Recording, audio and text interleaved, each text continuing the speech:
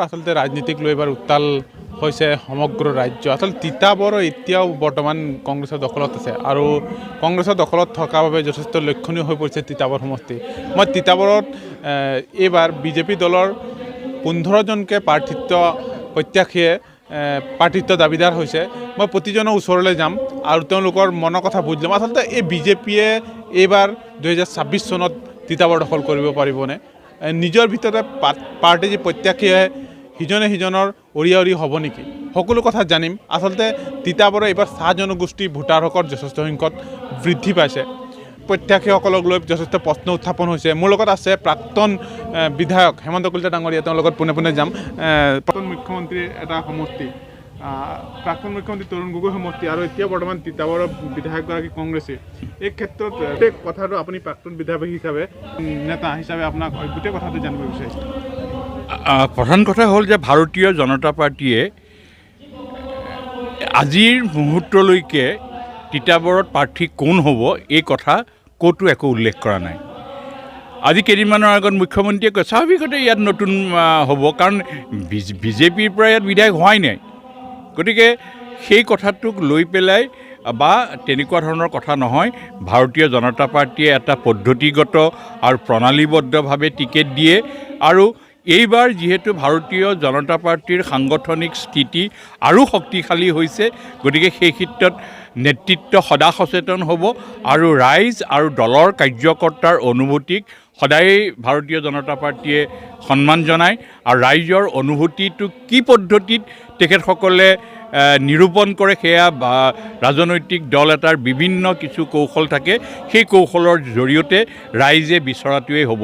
ইয়াত চাহ জনগোষ্ঠী বা অন্যান্য পিছপৰা বা বৰ্ণহিন্দু বা আমুক বা জনজাতি বা এই সম্প্ৰদায়, এই কথাবিলাক ইয়াত নাহে।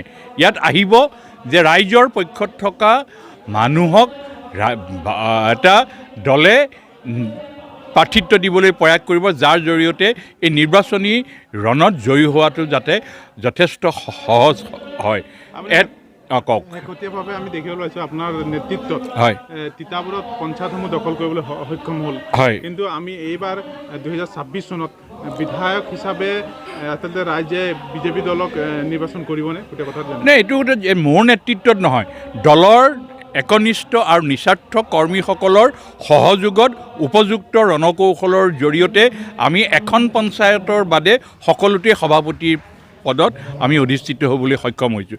যোৱাবাৰ মই নিৰ্বাচন খেলোঁতে সভাপতি মাত্ৰ এজন আছিল, এতিয়া 26জন পঞ্চায়তৰ সভাপতি আছে। গতিকে এতিয়াৰ পাৰ্থক্য, তেতিয়াৰ যিটো পৰিৱেশ আজিৰ পৰিৱেশৰ মাজত আকাশ পাতাল পাৰ্থক্য।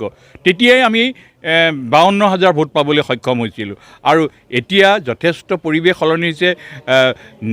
নতুনকৈ সীমা নিৰ্ধাৰণৰ পিছত যোৰহাট সমষ্টিৰ কিছু এলেকা, মৰিয়নি সমষ্টিৰ কিছু এলেকা ইয়াত অন্তৰ্ভুক্ত হৈছে, যিবিলাকত ভাৰতীয় জনতা পাৰ্টীৰ সাংগঠনিক স্থিতি অতি শক্তিশালী। গতিকে এই কথাবিলাক নেতৃত্বই অনুভৱ কৰি নেতৃত্বই এনেধৰণে নিৰ্বাচনী ৰণকৌশল তৈয়াৰ কৰিব, য'ত ৰাইজৰ মতামত, দলীয় কৰ্মীৰ মতামত আৰু বিভিন্ন স্তৰত কাৰ জৰিয়তে নিৰ্বাচন জিকিলে বেছি সহজ হয়, এই কথা নেতৃত্বই ভালদৰে হ'ব আৰু আমি সকলোৱে এজন দলৰ একনিষ্ঠ কাৰ্যকৰ্তা হিচাপে আমি তাত আত্মনিয়োগ কৰিম। আমি বিভিন্ন ঠাইত গৈছিলোঁ। আচলতে আমি ৰাইজৰ লগত যেতিয়া কথা হয়, ৰাইজে এটা কথা চিন্তিত হৈ আছে, সেই ক্ষেত্ৰত আপোনাৰ পৰা অকণমান মানে আপোনাৰ মতামতটো বিচাৰিম। কাৰণ ৰাইজে এটা কথা ভয় কৰি আছে, TGL যদি ভোটাৰ দিয়ে বা চাহ জনগোষ্ঠী প্ৰাৰ্থিত্ব আগবঢ়ায়, ভৱিষ্যতে ইয়াত তিতাবৰটো TGL ৰিজাৰ্ভেশ্যন হ'ব বুলি তেওঁলোকে ভয় খাই আছে। এই ক্ষেত্ৰত অকণমান জানিম। না, মই আপোনাক আগতেও কৈছোঁ যে দলীয় নেতৃত্বই ৰাইজৰ মতামত আৰু দলীয় কাৰ্যকৰ্তাৰ মতামতক গুৰুত্ব সদায় দিব।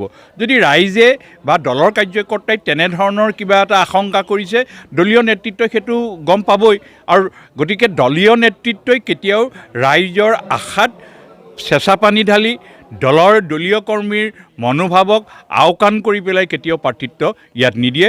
এইটো কথাত মই দৃঢ়তাৰে মই ক'ব পাৰোঁ, দলীয় নেতৃত্বই এনেধৰণেৰেহে ৰণকৌশল ইয়াত তৈয়াৰ কৰিব, য'ত মানুহ সৰ্বস্ব হয়, দল সৰ্বস্ব হয় আৰু কাৰ্যকৰ্তা সৰ্বস্ব হয়। আপুনি বিচৰা বাতৰি পাব কেৱল নিউজ 18 এপত। নিউজ 18 এপ ডাউনলোড কৰিবলৈ স্কেন কৰক এই QR কোড। গুগল প্লে ষ্টৰতো পাব এই নিউজ 18 এপ।